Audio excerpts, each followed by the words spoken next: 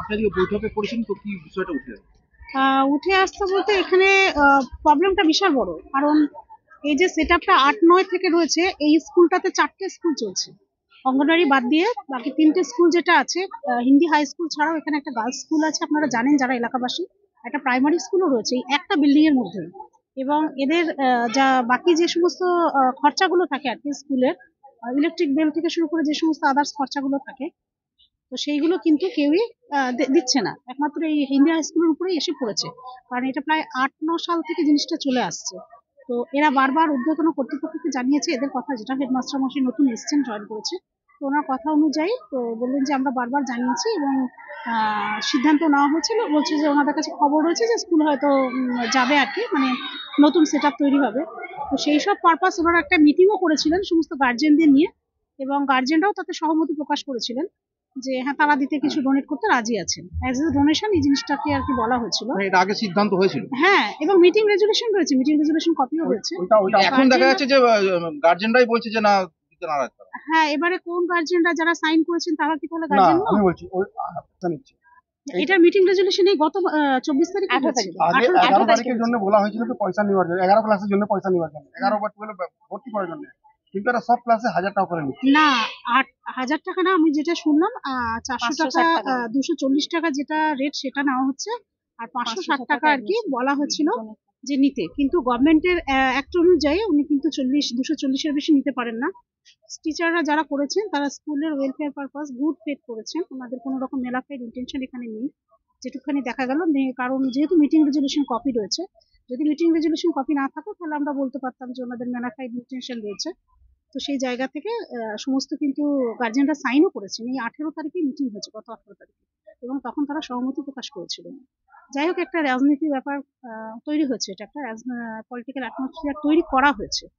হ্যাঁ, সেই জায়গা থেকে তো আমি ওটাই বলে এলাম আর কি। ওনাদের সাথে আলোচনা হলো এবং হেডমাস্টার সহ যারা ম্যানেজিং কমিটি আছে তারাও স্বীকার করলেন যে হ্যাঁ 240 টাকার বেশি আমাদের নেওয়ার কোনো পারমিশন নেই, তো 240 টাকাই রাখা যাতে হয়, তাই ব্যাপারে আবেদন করে এলাম এবং বোধহয় ওটাই থাকবে। গতকাল দেখা গেছে যে যা প্রবলেম আছে ওনাদের স্কুল সেটআপ নিয়ে, যা প্রবলেম আছে আমরা বললাম যে এটা আপনারা গভর্নমেন্টকে জানান, একমাত্র গভর্নমেন্টই পারে সুরাহা করতে, এটা পাবলিকের পক্ষে সম্ভব নয় ডোনেশন করা। গতকাল দেখা গেছে রাস্তা অবরোধ হয়েছে এবং সেখানে ওটা পলিটিক্যাল অঙ্গ, বিজেপির তো কোনো কাজ নেই, ওনাদের তো কোনো রকম এজেন্ডা নেই, ঠিক আছে। গভর্নমেন্টেরও তাই অবস্থা, আপনারা তো দেখেছেন যে কিভাবে ট্যাক্সের উপর ট্যাক্স চেপেই যাচ্ছে বিজেপি গভর্নমেন্টের, ওনাদের আর কোনো কাজ বাজ নেই, ওনারা এখন এইসব করে বেড়াচ্ছেন। কি করবেন, শীতকাল রোদে বসলেন। আপনার নাম? আমি বৈশাখী ব্যানার্জি, পশ্চিম বর্ধমান।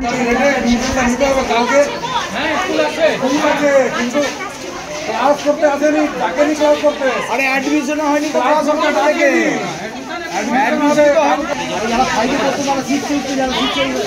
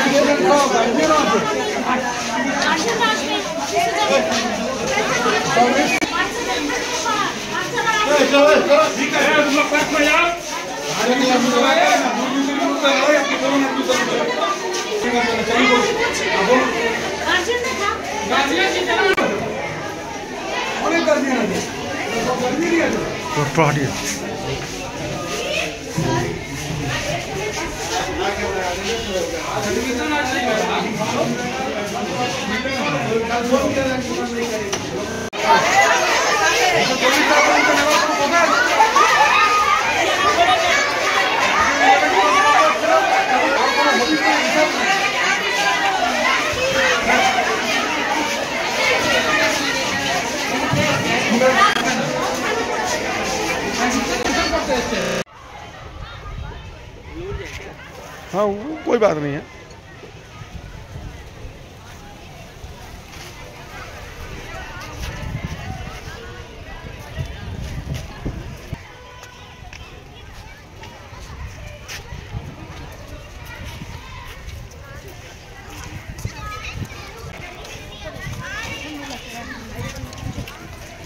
ওই এইখান থেকে